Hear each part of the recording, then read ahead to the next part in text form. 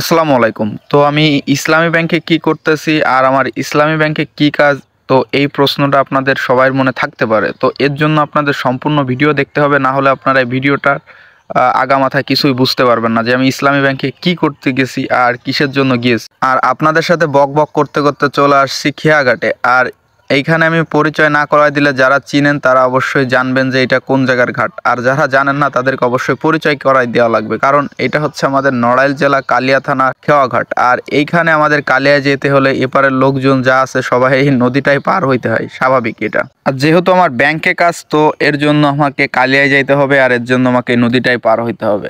তো যাই হোক, নদীর ভিউটা আপনারা দেখতে পারতেছেন, অসাধারণ ছিল। যেহেতু এখন শীতকাল, মিষ্টি রোদ, ভাষায় বলার কিছু নাই, সব কিছুই অমায়িক।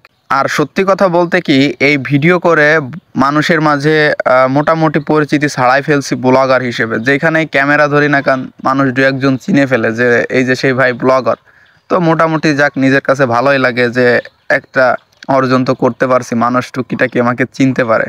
তো যাই হোক, নদী পার হয়ে গেছি, অলরেডি যাচ্ছি আমি ব্যাংকের দিকে। আর কেন ব্যাংকের দিকে যাচ্ছি এটা কিন্তু আপনাদের কাছে এখনো বলি নাই, কারণ এটা আমি সিক্রেট রাখছি যে আমি কিসের জন্য ব্যাংকের দিকে যাচ্ছি আর কেন ব্যাংক অ্যাকাউন্ট খুলতেছি। তো চলেন আপনাদের সবকিছু এখন A to Z বলবো। আমার নামে তো আলহামদুলিল্লাহ অলরেডি আমি ব্যাংকে চলে আসছি, আর ব্যাংকের ঊর্ধ্বতম কর্মকর্তারা কার্যক্রম করতেছে আমার যেগুলো প্রসেসিং করার। তো মহান আল্লাহর কাছে লাখো শুকরিয়া যে কষ্ট করলে তার বেনিফিট একসময় পাওয়া যায়, এটা আমি জানি, আর এটা চিরন্তর সত্যি কথা। তো দেখতে পারতেছেন আমি ফেসবুকে দীর্ঘদিন যাবৎ ভিডিও করি, আর ভিডিওর মাধ্যমে যে আর্নটা হয়েছে, তো তার জন্য আমাকে একটা ব্যাংকে অ্যাকাউন্ট খোলা লাগবে। আর আমি সত্যি অনেক খুশি, আর এর জন্য আমি ব্যাংকে চলে আসছি একটা অ্যাকাউন্ট খোলার জন্য। আর সত্যি কথা বলতে আমার দীর্ঘদিনের স্বপ্ন হয়তোবা একটু হলেও এখন পূরণ হইতে যাচ্ছে, আর তার জন্য এই স্বপ্নটার পূরণ করার জন্য আমার ব্যাংকে আসতে হয়েছে। আর এদিকে আমি নিজেকে একটু রিভিউ দিছি, কারণ ওই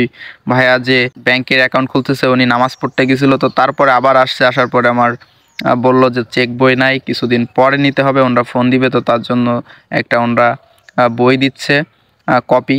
তো যাই হোক, এরপরে আমাকে যে কাজটা করতে হলো সেটা হচ্ছে আমি চলে আসছিলাম বাড়ি, আর বাড়িতে আসার পরে আমার রাত হয়ে যায়, তো ওইখান থেকে আর কার্যক্রমগুলো করতে পারি না। আর এদিকে চলে আসছিলাম একটা টিন সার্টিফিকেট খুলতে অজিত দাদার দোকান, আমাদের গ্রামের বাজারে।